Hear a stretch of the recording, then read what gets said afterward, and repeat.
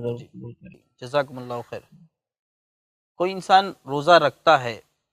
لیکن نمازیں نہیں پڑھ رہا ہے اور دوسری عبادتیں نہیں کر رہا ہے، قرآن کی تلاوت نہیں کر رہا ہے، تراویح جیسی ایک عبادت ہے جو رمضان کے اندر خاص ہے تو وہ نہیں کر رہا ہے، ان ساری چیزوں کو، روز رمضان آیا روزے رکھ لیے اس نے حسب معمول، رمضان آیا ہے ایک معمول کے حساب سے روزے رکھ لیے اور ہو گئے، لیکن بس، اور دوسری عبادتوں میں کوئی فرق نہیں آیا، تو ایسے انسان کے لیے کیا ہے؟ دیکھیے جو حدیث میں جو الفاظ ہے کہ روزہ قیامت دن سفارش کریں گا، تو جو آپ سوال کر رہے ہیں کیا آدمی نماز نہ پڑھے، معمول جیسی زندگی ویسے چلا ہے، لیکن رمضان آتے روزے رکھ لیا اس نیت سے کہ روزہ سفارشی بنے گا، جی میری سفارش کریں گا، تو کیا یہ درست ہے؟ دیکھیے اصل چیز جو سب سے اہم ہے وہ ہے توحید، بالکل، توحید کے بعد دوسری چیز جو ہے وہ نماز، پھر روزہ ہے۔ تو کوئی انسان اگر توحید برابر نہ ہو، نماز قائم کرنے والا نہ ہو، تو کیا صرف رمضان کے روزے اس کو اجر دیں گے؟ اور کیا روزہ سفارش کر دیں گا اس کو جس کی توحید برابر نہیں ہے، نماز نہیں پڑھتا تھا، یا رمضان میں روزے تو رکھ رہا ہے لیکن نماز کے وقت سوتے پڑا ہے، یا لوگ کہہ رہا نماز کو جو بھائی میری سفارش تو ہوگی، روزہ تو کمپلیٹ رکھ رہا ہوں میں، بس یہ میرے لیے کافی ہے، تو کیا یہ صحیح ہوگا؟ تو یہ بالکل غلط، یاد رکھیے بالکل غلط سوچ ہے، بالکل غلط عقیدہ ہے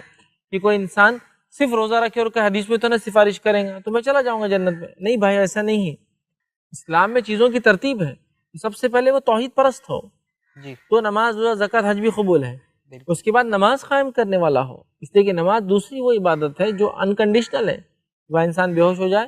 یا اپنے عقل سے باہر ہو جائے، انکنڈیشنل ہے۔ اس کے بعد تیسری چیز پھر روزہ ہے، روزہ کنڈیشنل ہے، لیکن صحت ہو، مسافر نہ ہو، ساری چیزیں بہرحال، لیکن تب اجر دیں گا روزہ جب یہ کام ہو۔ تو لہٰذا اگر کوئی انسان نماز نہ پڑھے اور صرف روزہ رکھے اور کہے حدیث میں نہ روزہ سفارش کریں گا، اور توحید پر نہ ہو، مشرک شرک کرے، مسلمان ہے نام کو لیکن شرک کرتا ہے، اور یہ کہہ رہے دیکھو حدیث میں تو ہے نا کہ روزہ سفارش کریں گا، تو پھر ایسے لوگوں کے لیے روزہ کوئی سفارش نہیں کریں گا اور کوئی اس کی سفارش نہ ہوں گی، نہ کام آئیں گی، یاد رکھیں۔